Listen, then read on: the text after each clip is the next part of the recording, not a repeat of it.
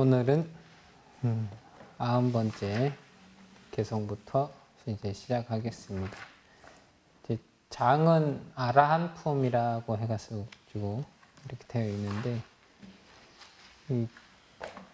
이 경전에도 나와 있지만서도 말세가 되면은 자기가 깨달았다 하는 사람이 겐지스의 모래알 수만큼 나온다고.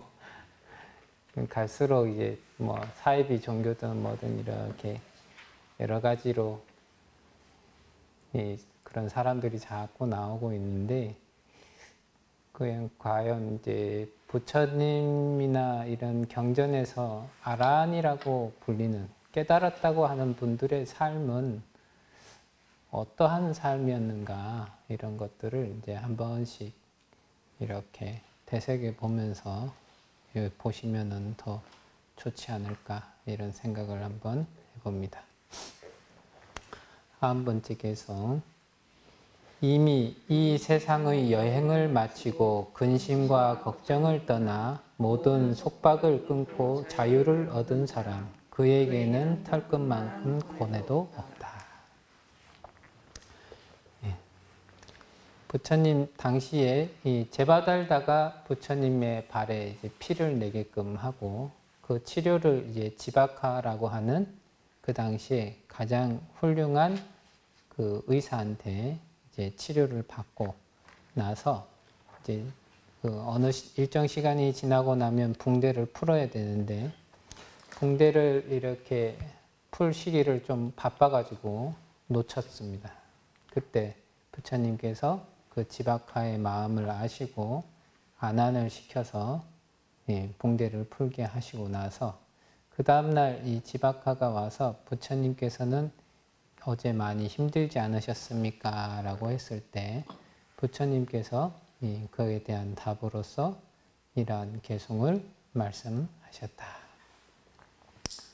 전해지고 있죠. 이 세상의 여행을, 로행이라고 하는 것은 여기서 봤을 때 윤회의 길이 되겠죠. 윤회의 길을 다 해가지고 근심이 없는 사람, 그래서 일체로부터 해탈한 사람. 이제 예전에 이렇게 우리가 이렇게 보면은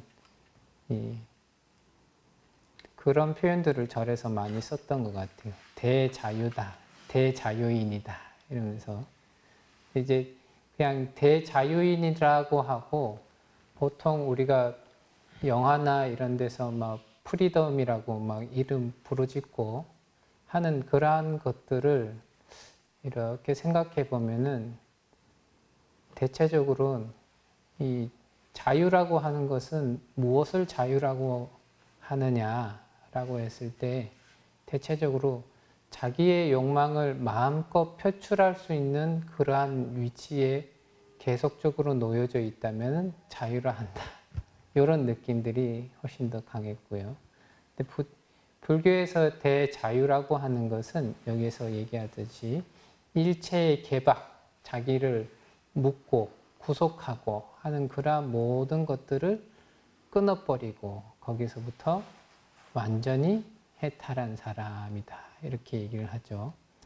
개박이라고 하는 것은 몸과 마음이 번뇌에 이 결박을 당해가지고 번뇌에 이제 묶임을 입게 된다, 이런 얘기들을 이렇게 하고 있죠. 그래서 이제 탐심에 결박되어 있으면은 탐심의 불임을 당한다. 그래서 탐심의 결박을 당하면은 그 내가 탐하고자 하는 그 대상을 위해서 갖가지로서 끊임없이 노력을 하고 추구를 해야 되고요. 성냄이 기반이 되면 성냄을 풀기 위해서 끊임없이 뭔가를 해야 된다. 뭐 그냥 오늘 잠깐 뭐 이런저런 얘기를 하다가 그런 얘기를 했는데, 상황상 저 사람한테 화를 낼 필요가 없는 일도 정황상 짜증은 나니까 짜증 부려야겠고, 그러니까 적당히 만만해 보이는 사람한테 이렇게 짜증을 내고, 짜증을 받은 사람도 뭐 짜증 나니까 그런가 보다 하고 또 넘기기도 하고 뭐 이렇게 했었는데 그 짜증을 자기가 내고 짜증이 난 상태에서 계속적으로 시간을 보내고 이러한 것들이 계속적으로 우리가 그 번뇌에 결박이 되어 있는 상태다. 이렇게 볼 수가 있죠. 어리석음에 결박을 당하면은 갖가지로서 자기의 잘못된 견해들을 끊임없이 세우고 그 잘못된 견해로서 우리가 이 한평생 또 살아간다. 우리 부처님이 태어나셨을 때도 육사외도라고 하고 혹은 96종의 견해가 있었다라고 하듯이 이 세상을 바라보는데 이 세상의 큰 법칙을 바라보는 데는 여러 가지 견해가 있을 수 있고 요즘에는 더더군다나 개인의 개성을 중요시하는 그러한 상태에서 갖가지 삶을 살아가는데 자기가 보는 견해, 입장 이런 것은 매우 다양하게 되어 있죠. 그런데 그러한 부분에서 진리와 개합된 견해가 아닐 때는 모두 다 어리석음에 기반한 결박을 당하고 있는 상태다. 그래서 그러한 결박을 당하고 있는 상태에서 계속적으로 살아간다는 것은 끊임없이 자기가 생사윤회의 길을 벗어날 수 없는 그러한 상태로 만들어간다 하는 거죠. 그래서 그러한 부분으로부터 하나하나씩 벗어나서 완전히 자유로워지는 것을 우리는 해탈이라고 하고 옛날 스님들께서 그것을 조금 사람들이 알아듣게 하고자 그 앞에다가 큰 대자를 붙여서 대자유다 이렇게 얘기를 했는데 대자유라고 해도 그러면 대자유의 상태가 어떻느냐라고 이렇게 얘기를 했을 때 거기에서는 여기서 이 개송에서는 부처님께서 그렇게 이 결박을 다 펼친 사람은 고통이라는 것이 순간이라는 것을 분명하게 아셔서 거기에서 더 이상 이 고통과 괴로움들을 혹은 스트레스를 끊임없이 양산하지 않는다. 이런 얘기를 쭉 하고 있죠. 그래서 이 매듭이라고 하는 것, 우리는 자꾸만 어딘가에 묶여져 있어서 장소에도 묶이고 사람에도 묶이고 견해에도 묶이고 마음에도 묶이고 감정에도 묶이고 어떤 것이든지 묶여있는 상태에서 자기가 계속적으로 어떠한 행동을 하고 있다는 것. 어릴 때 부모한테 버림을 받았다든지 혹은 친구들한테 따돌림을 당했다든지 어떠한 자기 인생에서 큰 충격을 받을 만한 어떠한 일이라도 벌어지게 되면은 그 경험치에 결박을 당해가지고 한평생 그 경험치에서 벗어나지 못하는 삶을 사시는 분들도 주변에 너무나 많죠. 근데 이제 본인은 이 자기를 속이는 것을 한평생 열심히 했으면 자기의 행동이 이상하다 하는 것이 그러한 어릴 적의 그 경험치에 의해서 지금 결정되고 있다는 것을 스스로 모르고 다른 것을 원인으로 삼아서 끊임없이 얘기를 할 때가 많이 있죠. 그런데 그러한 어릴 적에 큰 충격을 받았던 좋은 쪽이든 나쁜 쪽이든 큰 충격을 받았던 그러한 경험치로부터 자기가 조금이라도 자유로워지고 벗어날 수 있다면 그러면은 조금 더 세상을 살아가는 데 있어서 그냥 어딘가에 묶여서 구속당해서 계속적으로 결박을 크게 당하다 보면은 자기가 하는 행동에 있어서 어떠한 선택지도 없는 그러한 반드시 이렇게 가야 할 만한 그런 주어진 삶, 결정이 되어진 삶만을 사는 것처럼 자꾸 인식을 하고 살아가는 경우들이 훨씬 더 많더라. 그래서 거기서 조금만 벗어나면 우리가 옆에서 충고를 할 때는 각자의 삶의 경험치로서 나는 이러한 상황일 때는 이렇게 선택을 할 수도 있을 것 같아 라고 하지만 자기 경험치에 딱 갇혀 있는 경우에는 주변에서 하는 그러한 얘기들이 모두 다 나의 선택 사항에는 들어갈 수 없는, 내가 봤을 때는 이 상황에서는 요 선택지밖에 없는, 답이 딱 정해져 있는 그러한 삶 속에서 끊임없이 이렇게 살아가는 거죠. 뭐 이렇게 얘기를 한다 하더라도 제가 저의 경험치 밖에 어떤 크게 벗어나는 무언가를 할 수 있느냐 한다면 저 또한 그게 많이 힘들지 않은가. 누군가 이렇게 통화를 하면서 이제 제가 강의 중간에 이제 뭐 부모 자식 간이라든지 혹은 부부 간의 관계라든지 이런 것들을 이제 어차피 절에 오셔가지고 차 한잔 하시면서 이런저런 했던 얘기들을 이제 듣고 그냥 혼자 생각하고 이렇게 얘기하는데, 그러니까 어떤 분이 전해서 스님은 결혼을 안 해봐서 그 미묘한 걸 몰라요. 그렇다고. 당연히 모른다. 그 미묘한 것을 어떻게 알겠느냐.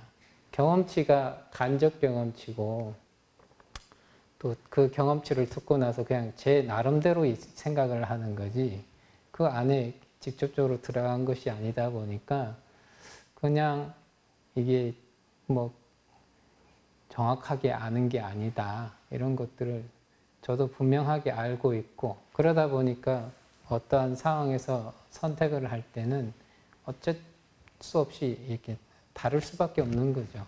그렇다 하더라도 거기에서 그 경험치에서 조금만 견해를 달리하거나 생각을 달리했을 때 나올 수 있는 그런 행동들이나 혹은 이야기들을 듣다 보면은 방법이 하나만 있는 것은 아니더라 하는 얘기들을 이렇게 해보고, 방법이 다양하면 그 순간순간 지혜가 있으면은 적절한 방법들을 써 나아가면서 옳은 방향으로 충분히 나아갈 수 있는 그런 힘들이 생기죠. 그로 인해서 그런 부분들에 대한 털끝만큼의 괴로움도 없다. 결박을 당한 상태에서는 그렇다 하는 얘기들을 이렇게 하고 계십니다. 두 번째는 91번째 개성이 되겠습니다. 바르게 생각하는 사람은 출가하여 집에 머무는 것을 좋아하지 않는다. 호수를 등지고 떠나는 백조처럼 그들은 이 집과 저 집을 버린다. 개성에서 이 집이다 이렇게 얘기를 하면은 계속적으로 이제 말만 보게 되면 아 가출을 잘 해야 되는구나 혹은 집을 잘 벗어나야 되겠구나. 독립을 꿈꾸는 사람들은 이런 걸 보면은 아 역시 부처님도 이런 얘기를 하셨어 이렇게 생각할 수가 있죠. 근데 그게 여기서 집이라고 하는 것은 우리가 이제 세속적인 삶, 세속적인 업으로부터 벗어날 수가 있느냐. 이익에 민감한 삶, 권력에 민감한 삶, 혹은 사람과의 관계에 민감한 삶 등등등등 해서 우리가 보통 뭐 혈연, 지연, 학연 뭐 이렇게 얘기를 하듯이 각각의 그러한 부분에 얽매여 가지고 거기에 집중하는 삶, 그리고 그러한 삶을 우리는 제가적인 삶이다 이렇게 얘기를 하죠. 그래서 그러한 부분에서부터 완전히 벗어났다.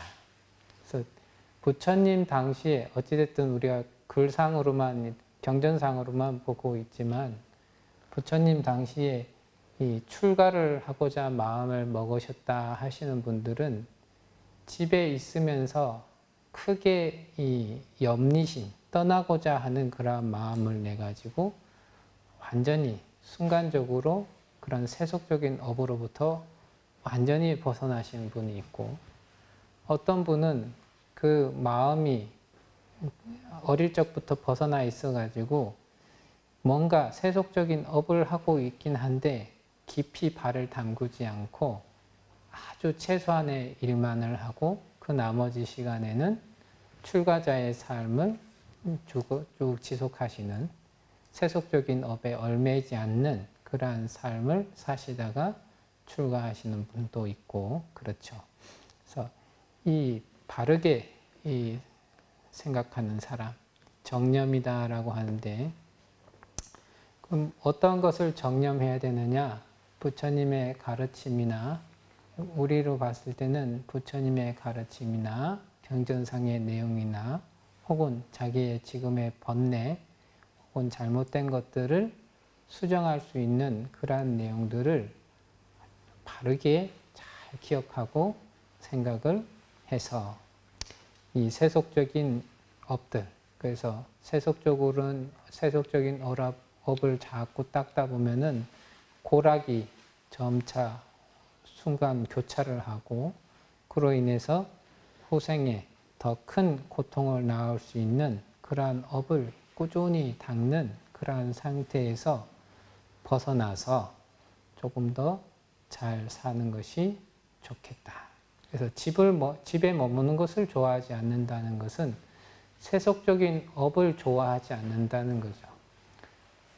이제 대체적으로 이제 세속적인 업을 좋아하진 않아요. 그래서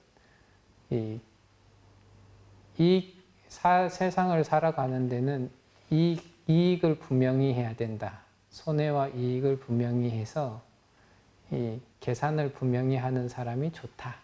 이런 얘기를 하는데, 친분이 조금 있는 사람이 나에게 계산적으로 대하면 상처를 입죠. 이기적으로 대해줘도 상처를 입고, 계산적으로 대해줘도 상처를 입고, 권위적으로 대해줘도 상처를 입어요. 그러면은 우리가 좋아하는 과연 업은 어떠한가? 뭔가를 좀 내려놨을 때는 계산적이지 않고 조금, 계산적이라서 조금 차가운 것보다는 조금 더 따뜻한, 그리고 감정이 교류가 될 수 있고 생각이 교류가 될 수 있고, 그리고 조금 더 수직적인 관계보다는 조금 더 수평적인 관계, 그냥 언어적으로 어떤 회사에서는 수평적 관계를 유지하기 위해서 직장과 상사와 밑에 직원이 서로 존대를 한다. 존대를 한다 하더라도 이 내용은 버릇은 존대를 하는데 내용은 수직적인 관계를 유지하고 있는 경우들도 꽤 많고, 그러다 보니까 그런 식으로 해서 이 집에 머무는 것을 좋아하지 않는다. 세속적인 업을 좋아하지 않는 것은 누구나 조금이라도 당하는 입장에 있게 되면은 세속적인 업들을 다 좋아하지 않고 조금 더 벗어날 수 있는, 좋은 쪽으로 갈 수 있는 업들을 다 좋아한다. 근데 희한하게도 개인이 뭔가 갑이 될 수 있고 탐진치를 강하게 부릴 수 있고 부려야 한다 생각하는 그러한 장소에서는 제가적인, 속가적인 이러한 업들을 하기를 즐거워한다. 위치가 되고 혹은 뭔가 가진 게 있고 그러면은 전에 내가 불편해하던 그러한 상황들이 지금은 굉장히 편한 상태, 편한 상황으로서 인식을 해서 얘기를 하고 그걸 좋아하는 거예요. 그래서 어떤 사람이 어떤 부분에 대해서 저 사람은 권위적이어서 참 싫어. 어떤 사람은 참 계산적이어서 싫어. 이런 얘기를 쭉 하는데 나중에 봐서는 자기도 권위적으로 행동하고 있고 계산적으로 하고 있다라고 한다면은 그쪽 업을 좋아하는 거예요. 어떠한 부류의 업들을 꾸준히 만나면서 어떨 때는 흉을 보기도 하고 어떨 때 보면 칭찬을 하기도 하는데 꾸준히 그 업을 가진 분들하고 계속적으로 인연이 된다는 것은 적어도 자기가 생각하는 기본의 삶의 방식이 그런 제가적인 그 업을 좋아하는 부분이 있으니까 꾸준히 그런 부분들이 자꾸 인연이 되거든요. 그래서 참으로 쉽지 않다. 좋아하지 않기가 쉽지 않다 하는 거죠. 왜냐하면은 제가자의 집에 머무는 것 같은 출가가 아닌 제가적인 이러한 업과 삶은 조금만 상황이 좋아지면 이익을 얻기도 쉽고 칭찬을 얻기도 쉽고 모든 영화를 누리기가 쉽게 세팅이 되어 있다 보니까 좋아하지 않기가 매우 어렵다 하는 거죠. 완전히 벗어난다 하는 것은 그러한 얘기들, 정치 얘기나 사회 전반의 얘기라든지 이러한 부분에서 조금이라도 자기가 그걸 들을 수도 있고 얘기를 할 수도 있지만 그것이 주가 되지 않는 삶을 살면은 그러한 분들하고 만날 일이 자꾸만 줄어들지 않겠는가 이런 얘기들을 이렇게 하죠. 그래서 바르게 생각하는 사람, 부처님의 가르침이나 진리를 바르게 생각하고 기억하는 사람은 출가자적인 이 업이 훨씬 더 좋고 제가자적인 이 업은 별로 좋아할 만한 것이 아니다. 그러면은 그러한 분들은 어떻게 이 세상을 살아가는가? 이 백조, 이렇게 철새라고 하는 이런 놈들이 여기서 이 호수에서 집을 짓고 몇 달 살다가 때가 되면 그냥 훌쩍 여기에 있는 집이라든지 이러한 기반들을 전혀 집착을 해서 이 집을 옮겨가야겠다 이러면서 집을 뜯어서 가지 않고 그냥 몸을 훌쩍 벗어나듯이 그렇게 살아간다 하는 거죠. 그래서 지금은 막 전설처럼 얘기되는 것 같은 느낌이 좀 있는데 예전에 이렇게 이 선방에 계시든지 혹은 공부를 많이 하신다 이런 스님들은 이게 저도 절에 들어갔을 때 처음에 그런 분들이 많았던 것 같은데 이제 방 안에 웬만한 물건들이 많이 없어요.